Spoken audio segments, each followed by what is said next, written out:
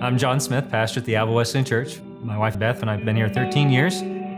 For the first 12 years of ministry, I was bivocational minister, and my trade was carpenter. The ministry is always a work in progress.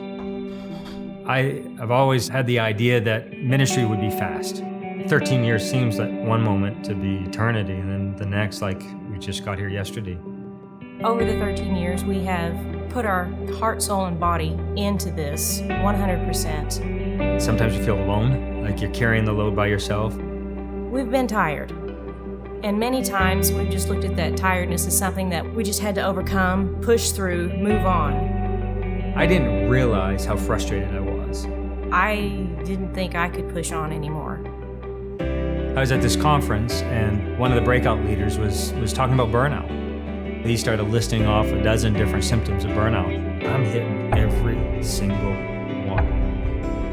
When I talked to Beth, she broke down and said, we've got to do something. I don't know if you want to admit it or not, but I'll admit it for you. You're burnt out.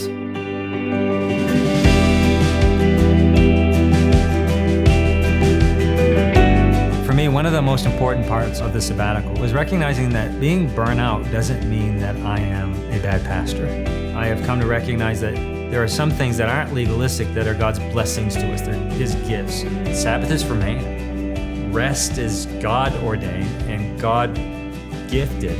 And so we have tried to incorporate more of that into our daily lives, just slowing the entire pace of the day down. We've gone for walks, we do a little bit of fishing, we do whatever allows us to stop and to rest. It has brought us more together as a team, more like co-equals, and I've really enjoyed that.